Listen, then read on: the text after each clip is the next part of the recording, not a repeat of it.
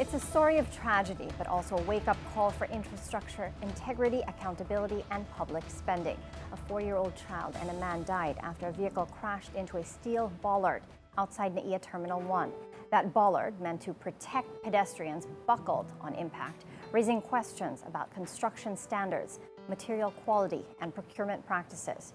With us this morning is engineer Ping Aliling, one of the country's most respected figures in construction and urban development, a former Undersecretary for Human Settlements and past national president of the Construction Project Management Association of the Philippines. He joins us to talk about the cost of corruption, the risk to public safety, and why infrastructure integrity matters for business governance and investor confidence. Good morning, Ping. Good Thanks morning, for being Mikey. with us. Thank you for having me. Okay, we wanted to get your reaction as an insider in this industry. You've been in the business for over 20 years. You've overseen some of the biggest and most complex projects in the country. When you heard about the incident at NAIA 1, what first came to mind? Obviously, the bollard did not function as intended. The bollards are there to protect the pedestrians. Then we know what happened. No? Then there are a lot of speculations going around, but nothing is conclusive because all the documents should be reviewed, site inspections should be done. But as we know, the president already instructed concerned parties to do the investigation. Now, that's exactly what the bollards should have done. Harang para sa kotse, di ba? Yes. That's exactly what they should have done. I'm sure there's a lot of speculation, a lot of opinions going around, especially within your industry. As you mentioned, the president is conducting an investigation into the matter. How long should this investigation take, provided all the paperwork is there? It shouldn't take long. 3 to 5 days should be enough to assess, technical assessment. Plus, you inspect the site. Because yung nakita natin di ba? Yung particular bollard na yun, the way it was connected, the way it was installed, talagang hindi yan kakayanin na harangin yung kotse. Now, ang tanong dyan, ganyan ba lahat yung mga nakakabit? So, site inspection will show us na kung ganyan lahat na nakakabit, most probably, yung design, ganon. Pero kung iba-iba, merong naka-embed, merong naka-tornilyo, merong naka-welding, then something is wrong. Bakit iba-iba? In your opinion, Ping, why might it not have worked? I mean, there's the design, and then there's the implementation phase. Why might it not have worked? Well, assuming the design calls for embedment, naka-embed siya. Pero yung nakita natin naka-bolt, baka yung site condition, hindi siya allowed doon mag-bolt. Baka may tatamaan siyang structure, may tatamaan siyang utility. So kasama dapat yun sa imbestigahan. Speaking of that investigation, what should a proper independent probe look like? You should cover the whole process from design, construction, and as-built conditions. Okay, Ping, can you walk us through how government infrastructure projects are typically initiated, funded, and built? Well, initiated yan, yung need ng agency, kinukuha na natin ng budget, either through GAA or foreign funding. Then, ang next i-decide yan, sino mag-implement ng project. For example, school buildings. Alam naman natin na walang expertise yung mga taga-DepEd to do their own building. So most probably, kukuha sila na mag-implement, most likely DPWH. Now dito ngayon nagkakaproblema minsan. Yung requirement ng end user, in this case, example natin school building, DepEd, pag hindi yan nasabi dun sa mag-implement, we expect na end product mo, hindi mako-comply yung requirements ng DepEd. So, dito papasok, dapat prepared lahat ng ahensya, kumpleto yung guidelines nila. So, when the time comes na magpapagawa sila, yung building code plus yung guidelines nila, ang susundin nung mag-i-implement. All right. Now, a lot of people are speculating that baka because of this is because of corruption. Talking about corruption in the construction industry in the Philippines, how widespread is it? I mean, hindi lang to sa, it's not just in government, it's in the private sector as well. Yeah. How widespread would you say corruption is in this industry in 2025? Corruption is, as you said, a problem of the private sector and the government. Ang masakit dito, ang nabibiktima dahil sa corruption is yung mga innocent people, yung mga end users. Bakit? Dahil sa corruption, ang nagsasuffer is yung quality.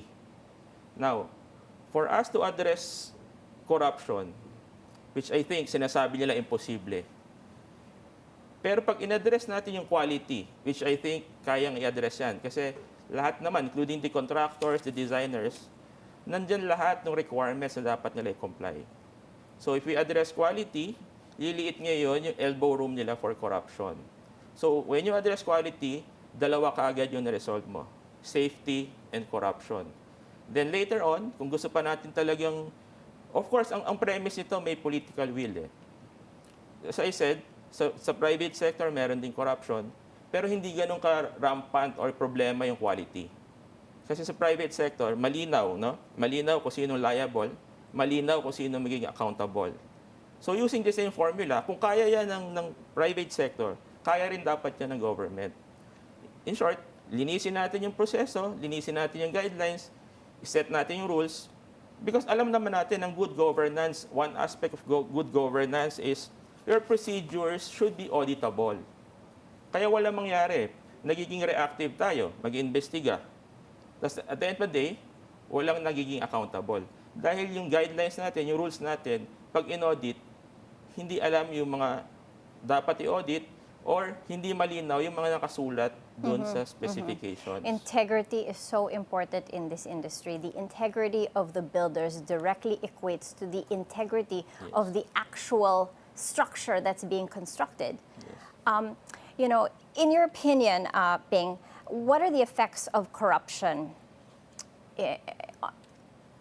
on this? What are the effects of corruption? Well, corruption is negative talaga yung effect ng corruption, no?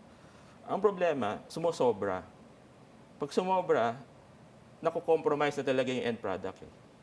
So you have to moderate this, reduce this as soon as possible. Now, simulan natin to dun sa mga ongoing construction projects. Hindi natin to gagawin sa future projects. Kasi yung mga ongoing projects na yan, dapat yung implementing agency, pagka mali ang ginagawa, huwag niyong tanggapin.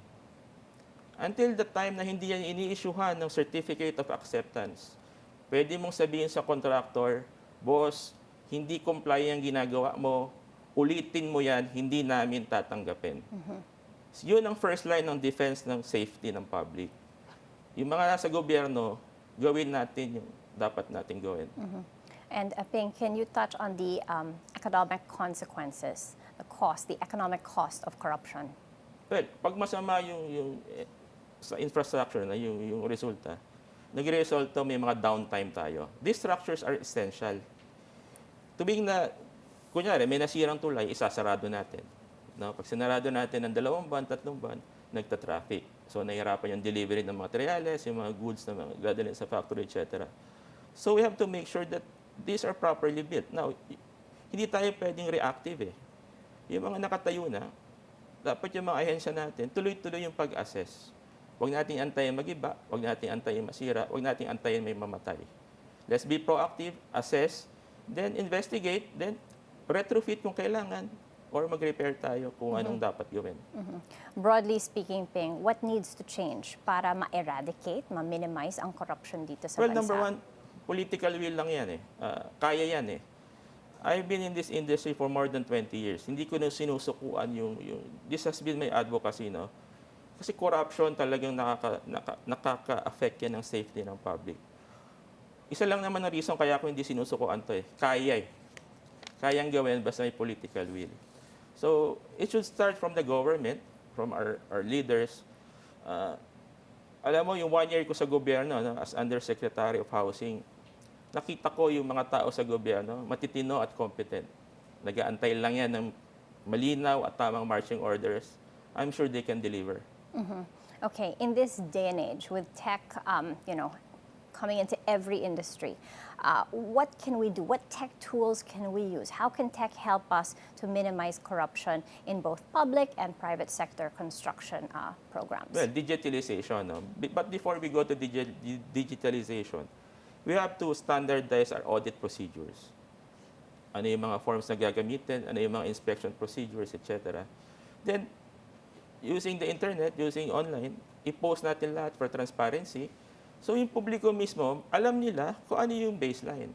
Ito yung requirement, ito yung ginawa ng contractor, pasado ba yan o hindi.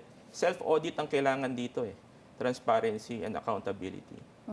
Okay, in closing, Ping, you've worked with the government and you've worked with the private sector. What is your message to the people building our country's infrastructure? The government and the private sector should help each other. Marami ako nakakausap sa private sector na willing tumulong. Basta tama ang hangarin, no? Tama ang objective, tama ang agenda. Ngayon, the government is the first line of defense, no? Huwag niyong tanggapin pag mali. Kung kailangan niyo ng tulong ng private sector, I'm sure, nandiyan yung mga organizations natin ready tumulong. Kasi safety nila yan eh. Safety ng publiko. And yung mga kawani natin sa gobyerno, no? Sinabi ko nga kanina, competent yan. Ako na nagsasabi, competent, magagaling. Gamitin natin ng tama, makaka-deliver po yan. Okay, thank you so much for your time, Engineer Salamat po. Ping, a leader in the construction industry in the Philippines. Thank you.